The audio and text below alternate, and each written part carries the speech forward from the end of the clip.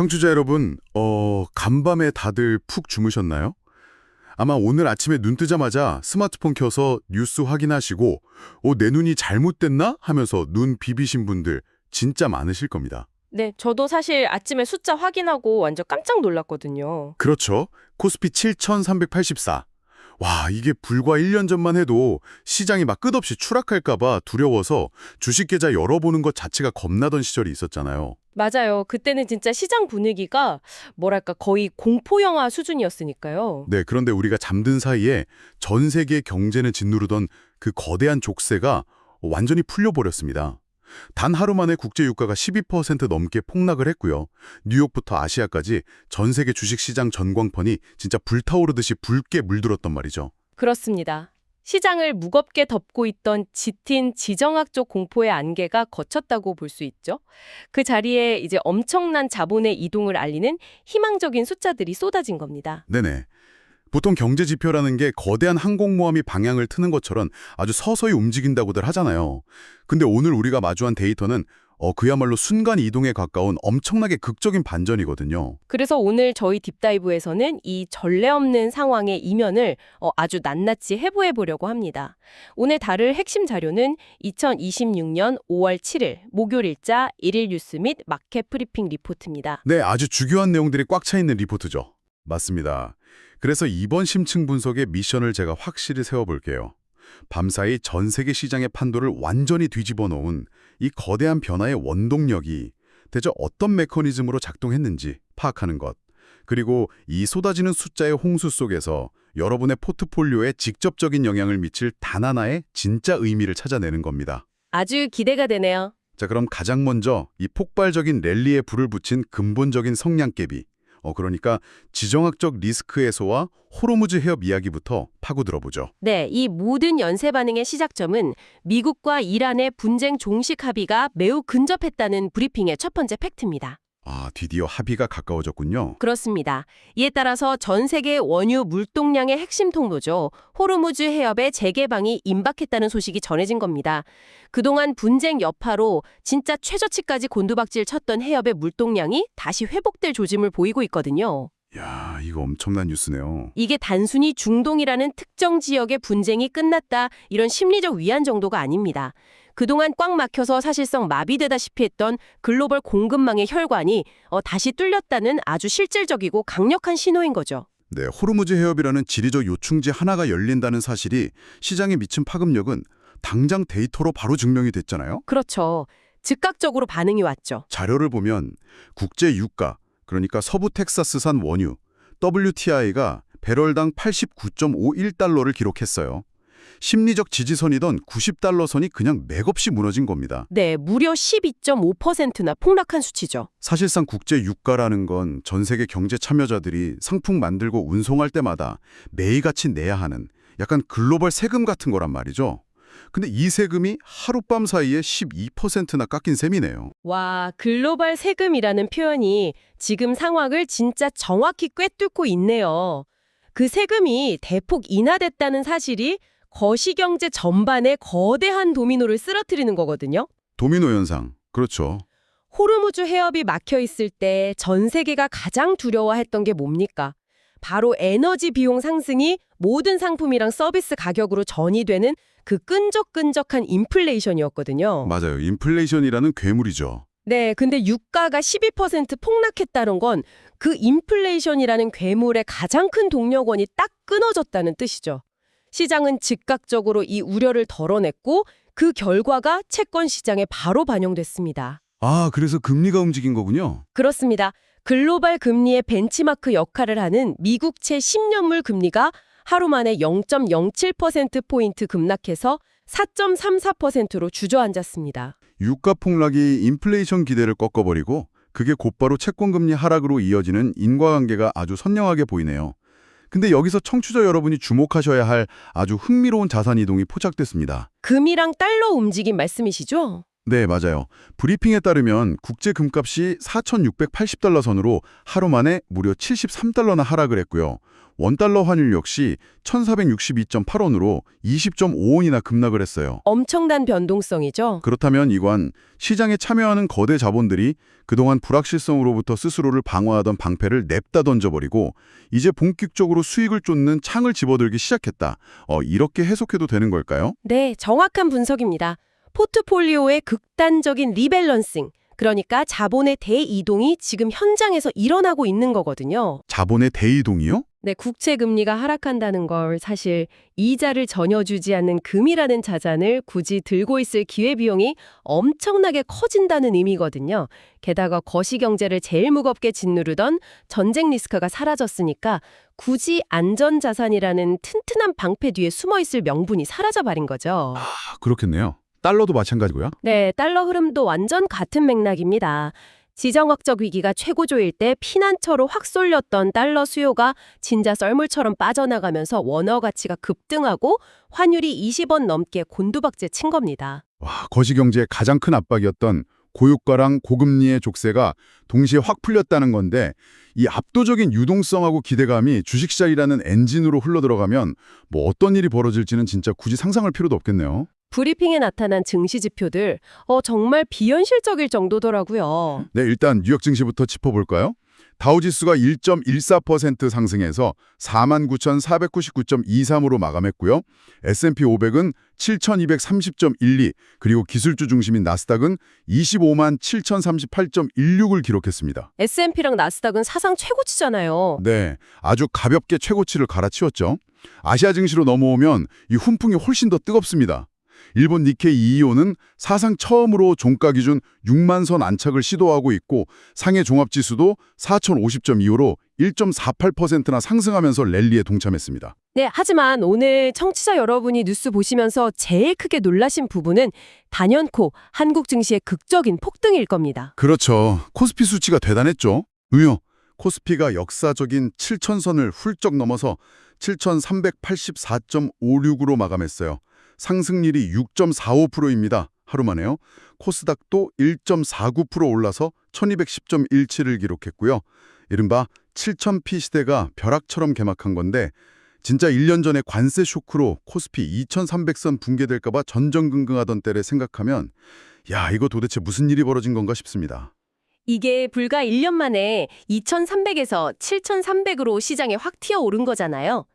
이 현상을 이해하시려면 우리 시장이 가지고 있던 그 구조적인 억눌림을 파악하셔야 합니다. 억눌림이라면 어떤 걸 말씀하시는 거죠? 한국 증시는 반도체를 중심으로 한 핵심 수출 기업들의 이익 모멘텀이 꾸준하게 축적되면서 기초 체력, 그러니까 펀더멘털은 이미 엄청나게 탄탄하게 다져지고 있었어요. 체력은 좋았다. 네, 근데 1년 전 그 관세 쇼크, 그리고 최근까지 이어졌던 중동의 지정학적 리스크라는 엄청난 거대한 돌덩이가 그 펀더멘털의 상승 압력을 꽉 짓누르고 있었던 겁니다. 아, 그러니까 탄성력이 어마어마한 융수철을 아주 무거운 돌덩이로 콱 누르고 있었던 셈이군요. 완전 정확한 비유입니다. 그 팽팽하게 압축되어 있던 용수철 위에서 미-이란 합의라는 소식 딱 하나로 그 거대한 돌덩이가 싹 치워졌다고 상상해 보세요. 튀어 오를 수밖에 없겠네요. 맞습니다. 기업들이 벌어들이는 실제 이익이라는 본질적 가치랑 억눌려 있던 시장 가격 사이의 괴리가 단숨에 메워지면서 그 엄청난 탄성으로 한 번에 튀어오른 겁니다. 네, 돌덩이가 치워지고 용수철이 튀어오른다는 이치는 머리로는 아주 잘 이해가 갑니다. 근데 여기서 제가 청취자 여러분을 대신해서 조금 삐딱한 시선으로 질문을 한번 던져볼게요. 네, 해보시죠. 코스피가 하루에 6.45% 폭등했다는 건 시가총액이 하루 만에 수백조 원이나 불어났다는 뜻이잖아요. 솔직히 아무리 호재가 겹쳤다고 해도 한국 기업들의 펀더멘탈이나 이익 창출 능력이 무슨 자고 일어났다고 하루 만에 6% 이상 확 좋아질 리는 없잖아요. 네, 당연히 물리적으로 불가능하죠. 그렇죠. 그럼 이 화려한 파티 이면에 전형적인 숏 스퀴즈라던가 아니면 남들이 다 사니까 나만 소외될까 봐 두려워서 뛰어드는 맹목적인 패닉 바잉 같은 게 막 섞여 있는 건 아닌가요? 아주 냉철하고 꼭 필요한 지적입니다. 방금 말씀하신 대로 하루 만에 기업 가치가 6%씩 개선된 건 절대 아닙니다. 가격이 이렇게 짧은 시간에 폭등했다는 건 시장이 새로운 호재성 정보를 가격에 막 반영하는 과정에서 극도의 쏠림 현상이 발생했다는 뜻이거든요. 쏠림 현상이요? 네, 즉 시장 리시 구조상의 수급 왜곡이 생겼다는 의미입니다. 공매도를 쳤던 세력들이 손실을 막으려고 급하게 주식을 대사야 하는 숏 커버링 물량이 쏟아져 나왔을 거고요. 아, 손절 물량이네요. 맞습니다.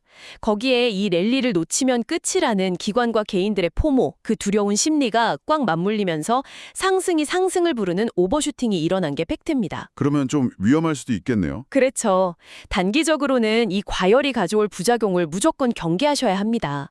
이렇게 막 급하게 달아오른 시장은 아주 사소한 악재 하나에도 크게 휘청거릴 수 있는 높은 변동성을 내포하게 되거든요. 네네. 그래서 환희의 축제를 즐기시면서도 펀더멘털을 벗어난 그 초과 상승분에 대해서는 항상 리스크 관리를 염두에 두셔야 하는 그런 시점입니다. 아, 샴페인 잔을 부득이면서도 한 손에는 반드시 소화기를 들고 비상구가 어딘지 확인해야 한다. 이런 말씀이시군요. 맞습니다. 아주 적절한 비유네요. 자, 지금까지는 거시적인 지표랑 거대한 기관들의 자금 흐름을 쭉 살펴봤는데요. 이제 시선을 살짝 돌려서 이 역사적인 상승장 속에서 포착된 아주 미시적이고 흥미로운 구조적 변화를 좀 이야기해보죠. 이 거대한 자본시장에 뛰어들고 있는 가장 어리고 새로운 주체들에 대한 데이터입니다. 네, 이번 브리핑에서 장기적인 관점으로 진짜 가장 주목하셔야 할 대목이기도 한데요. 바로 꼬마 투자자들의 폭발적인 증가입니다. 꼬마 투자자들이요? 네, 국내 미성년자 ETF 투자자가 무려 30만 명을 돌파했습니다. 이게 단순히 숫자만 늘어난 게 아니고요. 단 4개월 만에 자금 유입액이 37%, 그러니까 약 40% 가까이 급증을 했어요. 4개월 만에 40%요? 와, 장난 아니네요. 네, 이건 그냥 단계적인 유행을 넘어서서 자본시장의 지형 자체를 바꾸는 거대한 사회적 현상으로 자리 잡았다는 걸 보여주는 지표죠. 30만 명이라니 진짜 놀랍습니다. 돌이켜보면 90년대나 2000년대 초반에 우리 부모님 세대의 조기 금융교육이라는 건 뭐 명절에 받은 세뱃돈이나 용돈 들고 은행 가서 어린이 적금 통장 만들어주는 게 완전 국룰이었잖아요. 그렇죠. 저도 어릴 때 다 그렇게 했거든요. 네, 통장에 차곡차곡 찍히는 숫자 보면서 막 절약하고 저축하는 미덕을 배웠는데 이제는 부모님들이 은행 창고가 아니라 스마트폰으로 증권사 앱을 열고 아이 이름으로 우량주나 미국 지수형 ETF를 모아주는 시대로 완전히 패러다임이 바뀐 거네요. 맞습니다. 이게 데이터가 거시경제적으로 시사하는 바가 굉장히 크거든요. 가계자산의 구조가 저축 중심에서 투자 중심으로 완벽하게 세대 교체를 이뤄내고 있다는 아주 강력한 증거입니다. 세대 교체요. 네, 미성년자 시기부터 시장 변동성을 직접 경험하고 자본이 복리로 증식하는 과정을 막 몸소 체득하면서 자란 20-30만 명의 ETF 세대가 향후 10년, 20년 뒤에 우리 자본시장을 지탱하는 엄청나게 단단한 펀더멘털 베이스가 될 거란 말이죠. 든든한 지원군이 되겠네요. 그렇죠. 그동안은 약간 기관이랑 외국인한테만 휘둘리던 우리 시장 체질이 근본적으로 튼튼하게 바뀌고 있다는 아주 긍정적인 신호입니다. 네, 저축에서 투자로 패러다임이 바뀌면서 사회 전체의 금융 문해력이 확 올라간다는 건 분만히 환영할 만한 일입니다.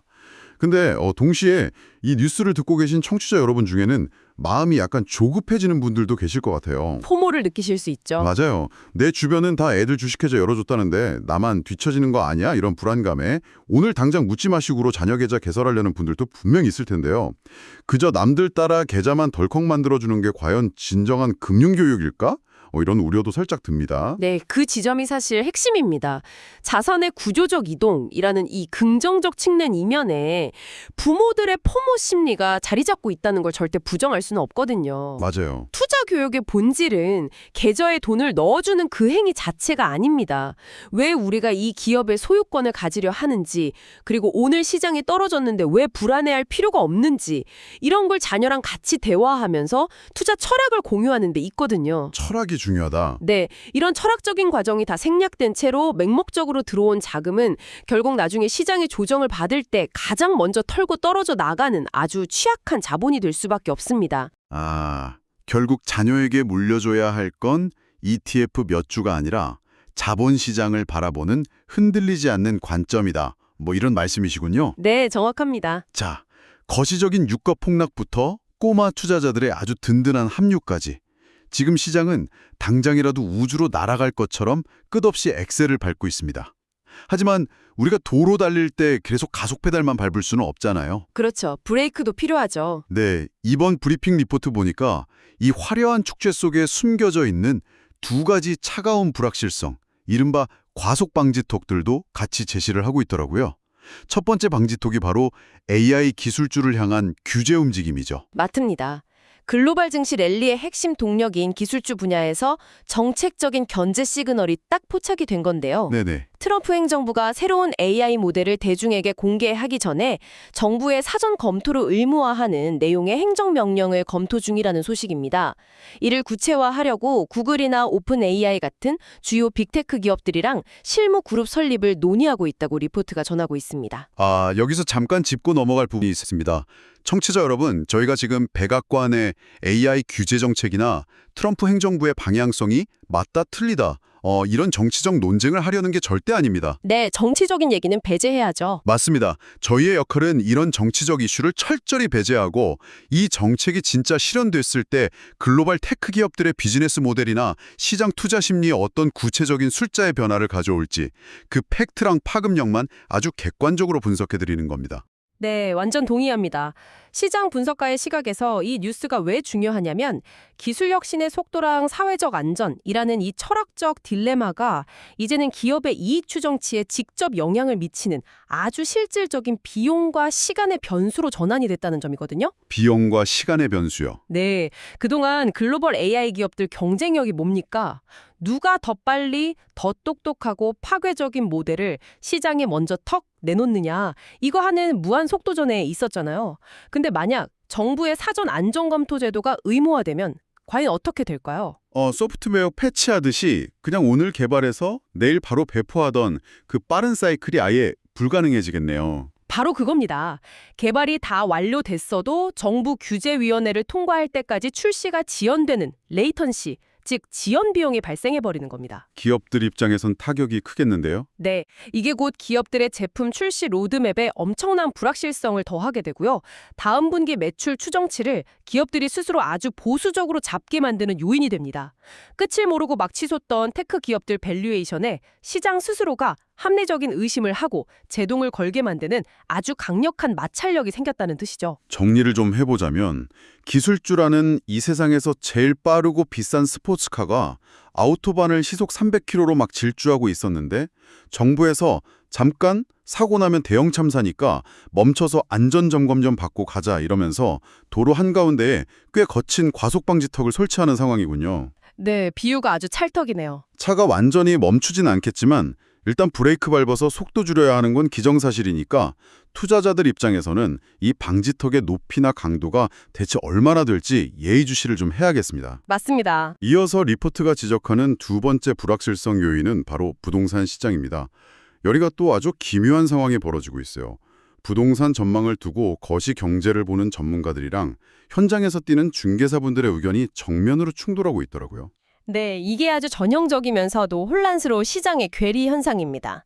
브리핑을 딱 보면 거시 데이터를 다루는 전문가들은 향후 부동산 시장 상승을 기대하는 아주 긍정적인 전망을 내놓고 있거든요. 네, 데이터는 좋다고 하죠. 근데 반면에 실제 매매 현장에서 고객을 매일 만나는 공인중개사분들은 오히려 가격이 하락할 거라고 예상을 하고 있습니다. 방향성이 완전히 엇갈리면서 팽팽한 혼조세를 보이고 있는데 그 기저에는 역대 최고 수준으로 높아진 정책 변수에 따른 짙은 관망세가 꽉 자리 잡고 있는 겁니다. 데이터 전문가들은 오른다는데 현장 중개사들은 내린다고 한다. 이 상황을 보니까 낯선 길 달리는 자동차 안의 풍경이 딱 떠오릅니다. 위성 데이터 기반으로 넓은 지도를 분석하는 내비게이션, 즉 전문가들은 데이터 흐름상 앞이 뻥 뚫려 있으니까 계속 직진하라고 막 안내를 하고 있는 거죠. 네, 그렇죠. 근데 조수석에 앉아서 창밖으로 당장 눈앞의 도로 상황을 보는 사람, 즉 현장 중개사분들 체감은 완전히 다른 겁니다. 당장 막혀 있으니까요. 맞아요. 데이터상으로는 직진이라는데 내 눈앞에는 꽉 막힌 차들이랑 공사판이 보이는데 당장 유턴해야 돼! 라고 다급하게 외치고 있는 꼴이죠. 거시지표가 가리키는 방향이랑 당장의 체감 경기가 딱 충돌할 때 운전대를 준 투자자들은 극심한 혼란에 빠져서 결국 엑셀에서 발을 떼버릴 수밖에 없습니다. 그렇다면 대체 왜 이렇게 시각차가 극명하게 갈리는 걸까요? 주식시장은 뭐 유가 폭락이나 금리나 기대감을 하루 만에 6% 상승으로 바로 반영해버렸는데 부동산은 왜 이렇게 엇박자가 나는 건가요? 그건 자산이 가진 근본적인 성격 차이 때문입니다. 부동산은 주식처럼 스마트폰 클릭 한 번으로 막 거래되는 시장이 아니잖아요. 막대한 자금이 묶이고 거래 비용이 높은 엄청나게 무거운 실물 자산이거든요. 그렇죠. 덩치가 크죠. 매크로 전문가들은 미 국채 금리가 하락하고 유가가 안정되니까 결국 대출 금리도 내려가고 유동성이 풀리면서 집값이 오를 거라는 약간 선행적인 논리를 펼칩니다. 네네. 하지만 현장 중개사분들이 피부로 직접 느끼는 건 당장 정부가 꽉 조이고 있는 대출 규제의 턱, 높아진 세금 부담, 그리고 당장 지갑을 열지 못하는 실수요자들의 꽁꽁 언 매수 심리거든요. 와, 괴리가 클 수밖에 없네요. 네, 거시적인 훈풍이 부동산 현장 실거래로 온기가 싹 퍼지기까지는 필연적으로 아주 긴 시차가 존재합니다. 결국 대출 한도나 세제 개편 같은 구체적인 정책 불확실성이 명확해지기 전까지는 부동산 시장은 이 팽팽한 줄다리기 속에서 아주 지루한 눈치 보기를 이어갈 가능성이 높습니다. 내비게이션의 직진 지시랑 조수석의 유턴 비명 사이에서 운전자 스스로의 정확한 판단력이 진짜 그 어느 때보다 절실한 시점이군요. 맞습니다. 자, 오늘 브리핑이 던져준 거대한 정보의 파편들을 이제 촘촘하게 연결해볼 시간입니다. 호르무즈 해협 재개방이라는 극적인 모멘텀이 촉발시킨 유가 12.5% 폭락, 인플레이션 그림자가 걷히며 터져나온 코스피 역사상 첫 7,300선 돌파라는 아주 화려한 랠리. 네, 엄청난 소식들이었죠. 그리고 우리 자본시장의 펀더멘탈을 장기적으로 뒤바꿀 30만 명 꼬마 투자자들의 거대한 쇄도까지. 진짜 오늘 아침은 그야말로 역동적인 에너지로 가득했습니다. 그렇습니다. AI 정부 규제라는 과속 방지턱. 그리고 거시 데이터와 현장 체감이 정면 충돌하면서 안개 속을 걷고 있는 부동산 시장의 딜레마까지 저희가 냉정하게 다 짚어봤습니다. 네, 양면을 다 본 거죠. 청취자 여러분, 오늘 우리가 이 깊고 치열한 딥다이브를 통해 파헤친 수많은 지표와 숫자들은 단순히 출근길에 쓱 스쳐 지나가는 그런 뉴스 기사가 아닙니다.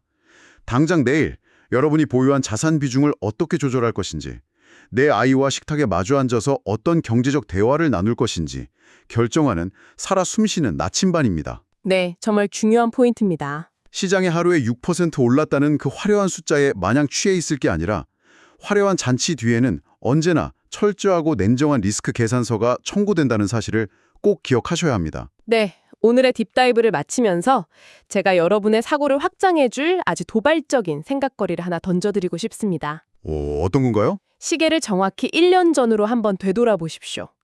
시장이 관세 쇼크의 공포에 질려서 막 끝없이 추락할 것만 같았던 그 절망적인 2300선에서 오늘 우리가 목격한 7300선의 환희랑 지정학적 리스크의 극적 해소를 예측했던 사람은 시장에 단 한 명도 없었습니다. 진짜 아무도 몰랐죠. 비관이 영원하지 않듯이 오늘의 이 무결점 랠리 역시 영원할 수는 없거든요. 그렇다면 전 세계 모든 미디어랑 투자자들이 최고치 강신이라는 환호성에 흠뻑 취해 있는 바로 오늘 이 시끌벅적한 축제의 장막 뒤편에서 1년 뒤 우리 시장의 지형도를 다시 한번 완전히 뒤집어 엎을 보이지 않는 위험은 과연 어디서 자라나고 있을까요? 와, 진짜 뼈를 때리는 질문이네요. 혹은 반대로 이 화려함에 가려져서 아무도 쳐다보지 않는 소외된 곳에 숨겨진 거대한 기회가 조용히 움트고 있지는 않을까요? 네. 1년 전의 공포 속에서 오늘의 상승을 미리 읽어내지 못했던 우를 반복하지 않기 위해서 환희의 정점에서 내일의 씨앗을 찾아내는 그런 냉철함이 필요하다는 말씀이군요. 오늘의 브리핑의 수많은 팩트랑 논리들이 청취자 여러분에게는 과연 어떤 인사이트로 연결되셨나요? 각자의 답이 다르겠죠? 네. 남들이 써주는 뻔한 요약본에 기대지 마시고요. 오늘 다룬 거시경제 톱니바퀴들을 곰곰이 곱씹으시면서 여러분의 포트폴리오를 지켜낼 나만의 날카로운 시나리오를 직접 한번 그려보시길 바랍니다. 언제나 그렇듯 진짜 가치 있는 통찰은 여러분 스스로 시장을 향해 질문을 던지고 그 해답을 치열하게 고민할 때 비로소 완성되니까요. 맞습니다. 오늘 하루도 여러분의 자산과 지식이 복미로 성장하는 성공적인 한 해가 되기를 저희가 진심으로 응원합니다. 다음 시간에도 여러분의 경제적 시야를 한 차원 확 높여줄 깊이 있고 흥미로운 분석으로 돌아오겠습니다. 오늘의 딥다이브 여기서 마칩니다. It's a gold rush. Buy everything. We are hitting record highs. This is unbelievable.